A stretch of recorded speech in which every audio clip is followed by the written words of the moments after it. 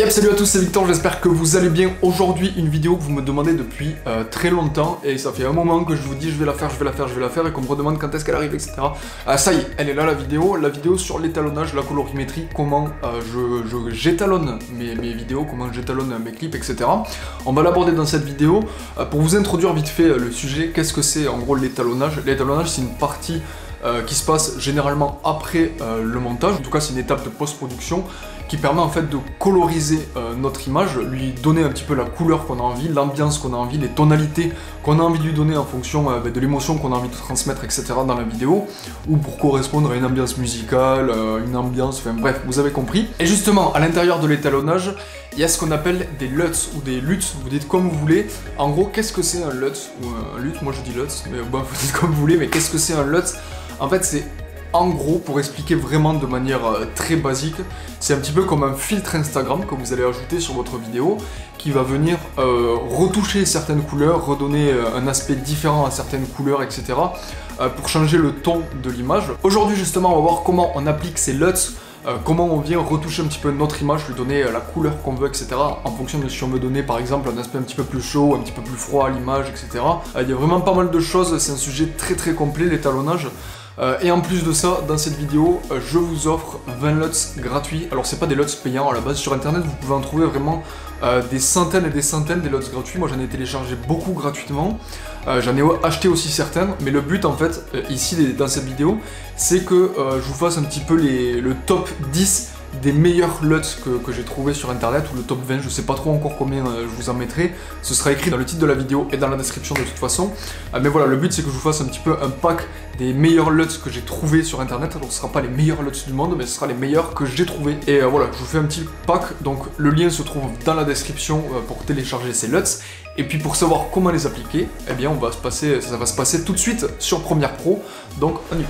Donc nous voici ici sur Premiere Pro avec 4 clips différents, manière de vous montrer un petit peu les différents types d'étalonnage qu'on peut faire, enfin en tout cas d'avoir 4 clips différents. La première chose que je vous conseille de faire quand vous faites de l'étalonnage, c'est de créer un calque d'effet ici, sur lequel en fait on va venir appliquer notre LUT. Donc voilà, j'ai appliqué mon calque d'effet par-dessus chacun de mes rushs. Et là on va commencer avec ce rush à étalonner. Vous voyez là, c'est filmé en Ciné 4, c'est pas filmé en log, mais vous voyez que les couleurs sont assez désaturées. La première chose que je vous conseille de faire, c'est de venir ici dans l'onglet créatif, lorsque vous voulez appliquer un LUT, et sélectionner le LUT que vous voulez. Alors il y en a certains qui sont présents de base sur Premiere Pro, on peut venir ici les faire défiler pour voir à quoi ils ressemblent, là, tout simplement. Voilà, et on va pouvoir ici régler l'intensité du LUT si on le veut plus ou moins fort. C'est justement important de pouvoir jouer avec l'intensité des LUTs pour pas que ce soit trop saturé, voilà, que ça fasse pas un rendu trop moche comme ça par exemple, vraiment affreux. Donc voilà, le but ça va être de venir jouer avec l'intensité de ces LUTs. Alors moi il y a des LUTs que j'ai téléchargés ici, vous voyez, ce sont des LUTs du créateur Mati Apoya, pour ceux qui connaissent sur YouTube. Et je vais vous montrer avec ces LUTs là, parce que j'ai pas encore créé la liste des LUTs que je vais vous fournir, mais de toute façon le processus reste le même. Pour voir avec celui-ci comment ça rend, là ça rend pas mal. C'est un peu surexposé ici au niveau du bras, au niveau des cheveux et de la peau et un peu du t-shirt ici. Donc ce qu'on va venir faire, c'est qu'on va venir descendre les blancs. Vous voyez tout de suite la différence, hein, c'est beaucoup moins. Là c'était un peu surexposé. Là voilà, on est un peu mieux. On va venir rajouter du contraste un petit peu. Et là le but voilà, c'est de jouer un petit peu. Là vous voyez, si on descend trop les noirs ici, ça fait un aspect dégueulasse. Et les indicateurs qu'on a sur la gauche, je vous en ai pas parlé. Pour les ouvrir, c'est très simple, il vous suffit d'aller dans Fenêtre et de cliquer sur Domaine Lumétrie si ce n'est pas appliqué. Et ensuite en faisant clic droit, vous pouvez choisir comme ça les différents histogrammes et indicateurs que vous voulez afficher. Ce qui est super important, c'est vous voyez ici là, on a cette courbe en gros, vers le 0 on est vers le noir et vers le 100 on est vers le blanc, en fait les tons clairs. Il faut que quand vous gérez votre noir, il faut jamais que ici on vienne toucher le 0, parce que sinon ça veut dire que votre image les noirs sont bouchés, comme on dit. Lorsque des blancs sont trop blancs, c'est surexposé, lorsque des noirs sont trop noirs, c'est bouché. Et vous voyez ici ça fait un aspect un peu dégueulasse sur le téléphone.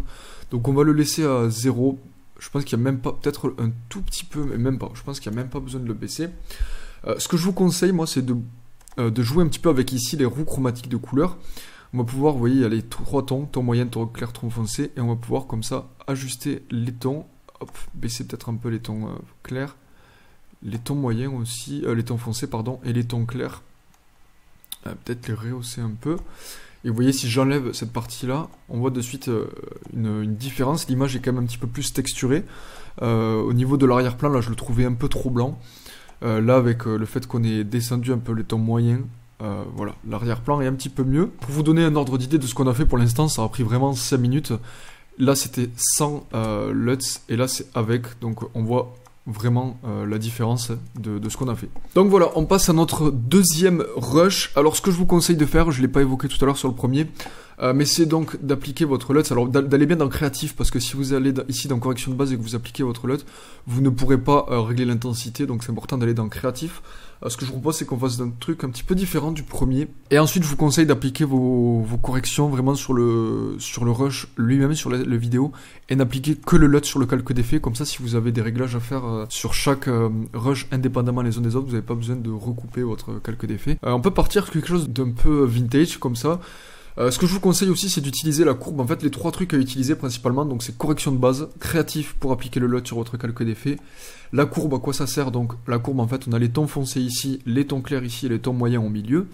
La courbe, ce qu'on fait en général, c'est qu'on l'utilise en S, en fait. On va faire une courbe en S, comme ça. Vous voyez, très léger, mais ça fait un peu une forme de S.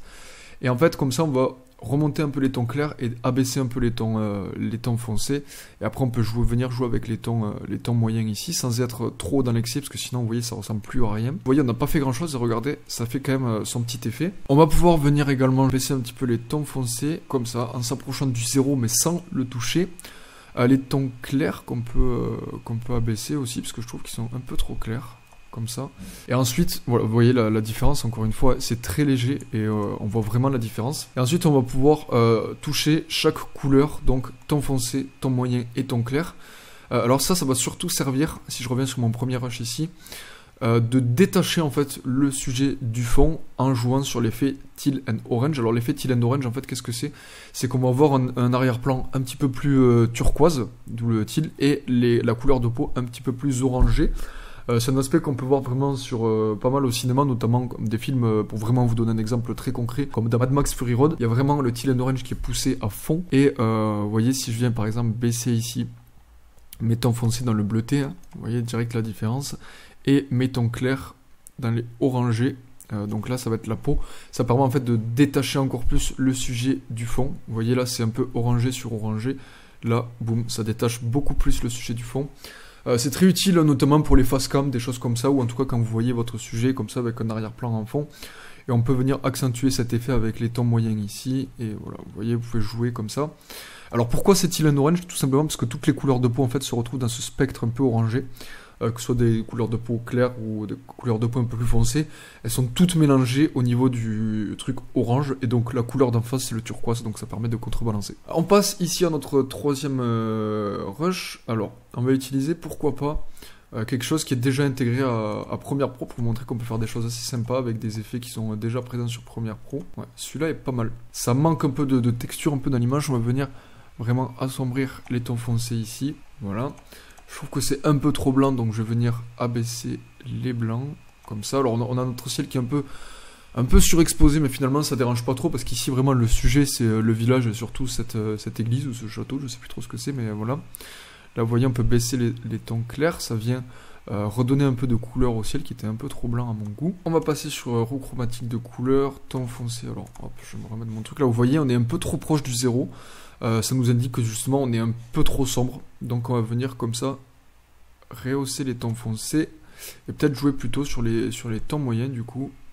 Comme ça. Qu'est-ce qu'on pourrait ajouter? On pourrait ajouter un peu de saturation. Je trouve que ça manque un peu de saturation pour voir. Et peut-être au niveau des couleurs, ajouter un petit peu plus dans les côtés orangés pour ajouter un peu un effet golden hour, coucher de soleil, un peu plus estival comme effet. Là vous voyez, on est à 0. Et là, boum, on leur donne un aspect un peu plus estival. Donc voilà, pour vous donner un ordre d'idée sur la retouche qu'on a appliquée. Voilà, ça permet de donner un petit peu plus de contraste à l'image, un petit peu plus de couleur, un petit peu plus cet aspect été. Vous voyez les arbres derrière, là étaient très verts. Là ils ont un aspect un petit peu plus orangé, comme si le soleil venait taper dessus. Et puis on a ces petites pailles qui sont devant l'écran, qui donnent un aspect un petit peu plus estival. Dernier rush, comme ça on passe par vraiment 4 types d'images différentes. on a de suite quelque chose d'un petit peu plus naturel. Donc voilà, j'espère que cette vidéo tutoriel vous aura aidé. Si c'est le cas, n'hésitez pas à me le dire dans les commentaires, n'hésitez pas à mettre un petit like, ça fait toujours plaisir et ça permet de soutenir les créateurs, je le dis pour moi ou pour toute autre personne que vous suivez sur YouTube d'ailleurs. Et puis n'hésitez pas à vous abonner, c'est super important. Pour ma part, je vous dis à très bientôt dans une prochaine vidéo. C'était Victor, salut!